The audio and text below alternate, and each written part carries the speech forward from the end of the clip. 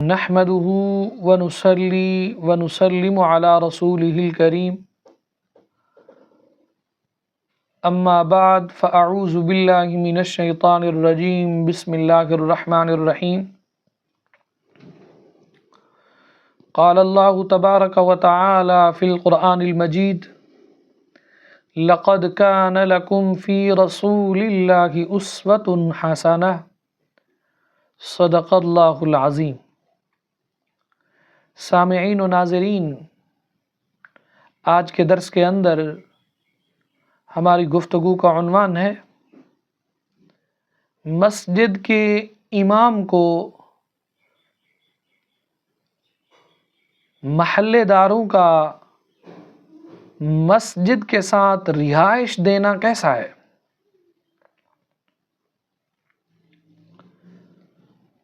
یعنی کچھ لوگ خواہ مخواہ کے اعتراض کرتے رہتے ہیں کہ جی امام جو ہے مسجد کی رہائش میں رہتا ہے، فلاں رہتا ہے، لا یعنی باتیں، لا یعنی گفتگو۔ اس کے متعلق ذرا سماعت کیجیے قرآن و حدیث کی روشنی میں۔ یاد رکھیے، امام صاحب کے تقرر کے وقت اگر مسجد والوں نے اس بات کا التزام کیا کہ امام صاحب ہم آپ کو مسجد کے ساتھ متصل مسجد کی رہائش آپ کو دیں گے، اور دینی بنتی بھی ہے اور دینی چاہیے، تو بالکل امام مسجد کی رہائش کے اندر رہائش اختیار کر سکتا ہے، اور محلے داروں کو امام کو اعلیٰ سے اعلیٰ سہولیات کے ساتھ رہائش دینی چاہیے۔ ہماری پاکستانی عوام کے اندر یہ نظریہ اور یہ سوچ پائی جاتی ہے، ہم امام کو بیچارہ اور مفلس اور نادار اور غریب بنا کے پیش کرتے ہیں۔ ہر جگہ پہ کہتے ہیں ہمارا بیچارہ امام، ہمارا بیچارہ قاری صاحب، ہمارا بیچارہ عالم۔ آپ کو یہ لفظ کہتے ہوئے شرم آنی چاہیے، حیا آنی چاہیے۔ آپ کے پاس چند ٹکے آ گئے، آپ وقت کے حاکم اور سرپرست اور صاحب اقتدار بنے ہوئے ہیں، آپ اپنے آپ کو افضل اور اعلیٰ سمجھتے ہیں، اور جو رسول اللہ صلی اللہ علیہ وسلم کے محراب و منبر کا وارث ہے، جو مصلی رسول پر کھڑا ہوتا ہے، کیا وہ بیچارہ ہے؟ کیا وہ نادار ہے؟ کیا وہ غریب ہے؟ کیا آپ اس کے بیچارے پن کو لوگوں کے سامنے رکھیں؟ نہیں، بلکہ آپ تو اپنے امام کو ایسی سہولیات دیں جس کے ساتھ لوگوں کے اندر پتہ چلے کہ یہ رسول اللہ صلی اللہ تعالی علیہ وسلم کے دین کا وارث جا رہا ہے۔ اس لیے امام صاحب کو بہترین رہائش دینی چاہیے۔ آپ اپنے گھروں کے اندر تو ہر سہولت کی چیز میسر کرتے ہیں، اور مسجد کے امام کو ایک کمرہ دے کے آپ احسان چڑھا لیتے ہیں، جی قاری صاحب گزارا کرو اندے وچ، بندہ پوچھے تانوں اسے دے وچ رکھ دے ہیں، اسے قید خانے دے وچ تسی رہ لو گے، تواڈے بچے رہ لون گے۔ تو لہٰذا اس لیے ایسی سوچ نہیں اپنانی چاہیے۔ میرے آقا و مولا صلی اللہ تعالی علیہ وسلم نے فرمایا، جو تم اپنے لیے پسند کرتے ہو وہ اپنے مومن بھائی کے لیے پسند کرو۔ تو مسجد کا امام آپ کا سربراہ ہے، آپ اس کے پیچھے نماز پڑھتے ہو، آپ اس کے پیچھے نماز جمعہ ادا کرتے ہو، آپ کے نماز جنازے وہ پڑھاتا ہے، شادی بیاہوں پہ آپ کے نکاح وہ پڑھاتا ہے، آپ کے بچوں کے کانوں کے اندر اذانیں تک وہ دیتا ہے۔ اگر مرگ ہو جائے تو آپ کے دینی لوگ ہی جا کر وہاں آپ کے فوت شدہ کو نہلاتے ہیں، غسل دیتے ہیں۔ ان تمام باتوں کے باوجود آپ اپنے امام کو بیچارہ بنا کے پیش کرتے ہیں، اس کو نادار بنا کے پیش کرتے ہیں۔ یہ اس قدر لاوارث نہیں ہے یہ رسول اللہ صلی اللہ تعالی علیہ وسلم کے محراب و منبر کا وارث ہے۔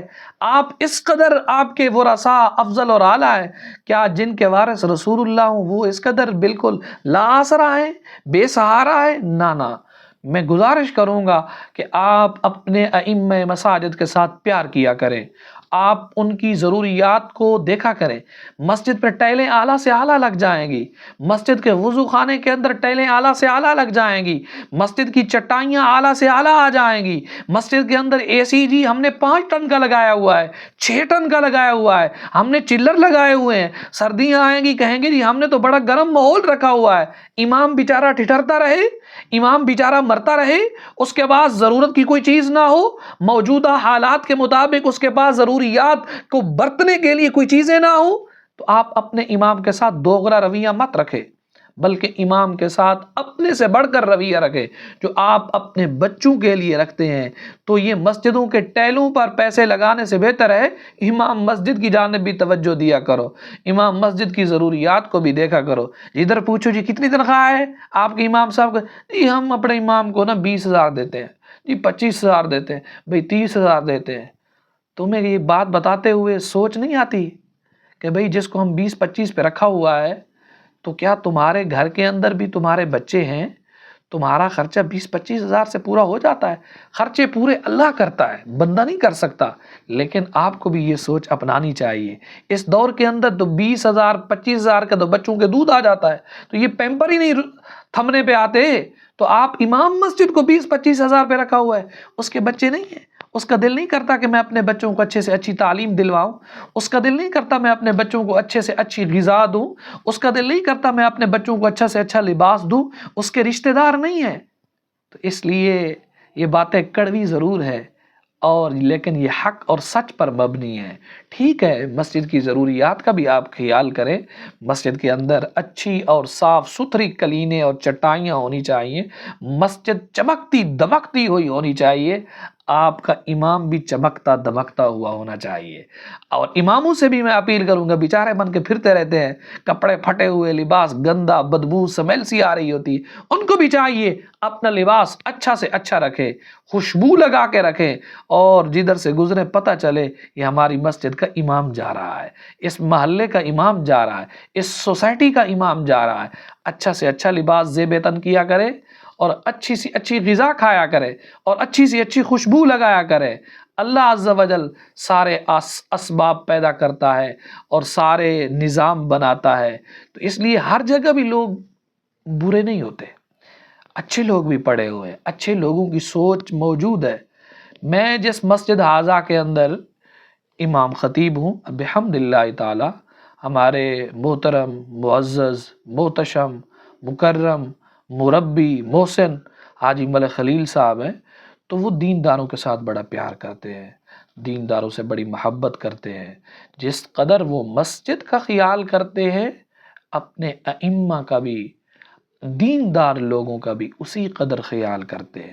میں تو یہاں تک کہوں گا کہ وہ ان کی سوچ اس قدر مثبت اور حسین اور مستحسن سوچ ہے کہ وہ اپنی ذات پر بھی اپنے امام مسجد کو ترجیح دیتے ہیں۔ تو اس لیے ایسے لوگ اللہ کے بندے دنیا میں موجود ہیں۔ تو اس لیے آپ لوگوں کو چاہیے اپنے مساجد کے ائمہ کے ساتھ حسن سلوک کریں۔ آپ اللہ کے گھر والوں کو آباد کرنے والوں کے ساتھ پیار کریں گے، رب آپ سے پیار کرے گا۔ تو میری درد مندانہ یہ اپیل ہے کہ مسجد کے امام کو رہائش بھی دیں، اور اچھی سے اچھی رہائش دیں، خوبصورت مکان بنا کے دیں، کمرے بنا کے، ایک حجرے میں اس کو بند نہ کریں، اس کو ایک حجرے کے اندر قید نہ کریں، بلکہ اچھی سی اچھی اس کو رہائش دیں، اور اچھا سے اچھا اس کو پیکج دیں، تاکہ وہ اپنے بچوں کی اپنی ضروریات زندگی احسن طریقے سے نبھا سکے۔